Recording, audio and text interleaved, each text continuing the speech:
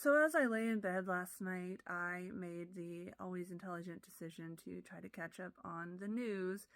And as per usual, I found myself getting infuriated, depressed, despondent, just all the things that it's very hard not to feel when you keep reading about all these terrible things, especially when you kind of don't have a choice as far as your tax dollars going towards paying for bombs to continue this destruction of people who don't deserve it, along with, losing autonomy of our bodies and so much else on the chopping block of what few rights we do have.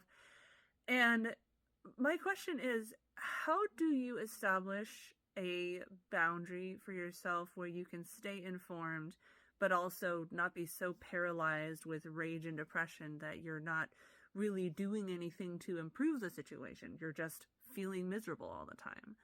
Because I get very frustrated when I talk to people, usually cis white men, who are like, oh, politics is stressful, so I just don't do anything with politics. I don't read them. I don't, stay informed or whatever. And it's like, cool that you have that privilege. Cool that you can rest assured that you're going to be one of the last people significantly affected by the erosion of rights and all this other stuff. I cannot condone doing that. I cannot condone with just la la la la la. But rage baiting and I guess depression baiting, I don't know how you want to put it, major publications and influencers both deliberately post stuff that makes people angry, upset, or whatever, not necessarily because they think that it's gonna sway them towards doing the right thing, but just because that's what gets clicks, that's what gets comments, that's what gets social media engagement. And so it's hard to try not to feed into that and let myself be exploited as a pair of eyeballs and fingers, and to find a way to actually help. I mean, there's looking for charities to donate to, but I'm always suspicious of that because there's so many charities that, keep 90% of the donations for overhead fees and stock buybacks. Like, what else can you do? Like, I'll call and write messages to my elected officials and be like, hey, maybe stop funding genocide. Hey, maybe, take a more proactive response to codifying what rights remain and then focusing on getting back the rights that we had pre-fucking far-right Supreme Court. But other than that, like, what can I do? What can I do that actually helps the situation? Like, I signed up to do voting, try to encourage people to vote, trying to encourage people to sign up to vote or whatever. But first of all, the trainings keep happening on the, 1 day a week where I actually have something I need to do. So I haven't been able to go to them, online trainings. And two, as much as I understand the reality that if we don't vote for Biden, then Trump will win and Trump is going to be 9,000 times worse than Biden, I can't really tell people, oh, well, yeah, you should vote Biden, even though even though he keeps fucking saying, oh, I have a red line. I won't let Netanyahu cross this red line. And then it turns out the red line doesn't exist.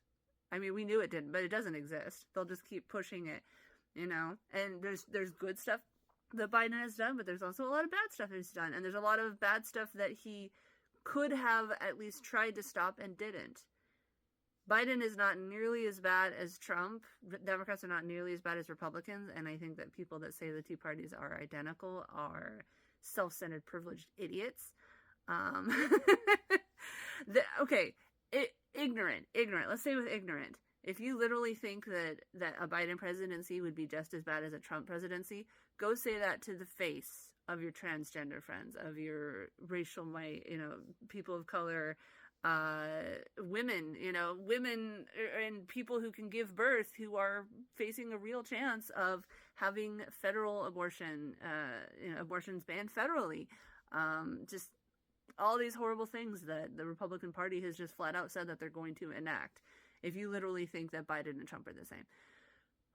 Anyway, this was supposed to be a short video, but yeah, I'm just wondering if any one of you has advice on how, specific methods to stay informed with what's going on, but not to the point where it just destroys your own mental health and you are paralyzed into inaction, and what methods you can actually help with Rafah, with codifying abortion, whatever these things are, besides donating to charities. I mean, by all means, if you want to link to a charity, you can, but just beware that you do need to research how corrupt that charity is, because unfortunately there's a lot of corrupt charities out there and a lot of fake GoFundMes and all this other stuff.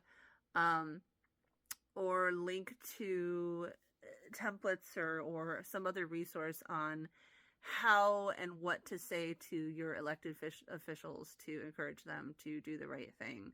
And if there's another thing that I'm not thinking of that can actually help these horrible, help these causes, other than spam random celebrities' comments with, why aren't you talking about Palestine? Why aren't you talking about Palestine?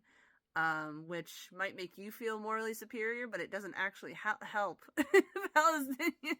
It doesn't help the people who need it to be an asshole online. Like, you can encourage people to talk about it more, as much as the social algorithms will allow you to. I mean, we all have to type in fucking code because, God forbid, we threaten capitalism by advocating for unpopular positions like maybe don't bomb children. Anyway, all right. There's no way this video is not going to get banned. So anyway, just sharing some thoughts.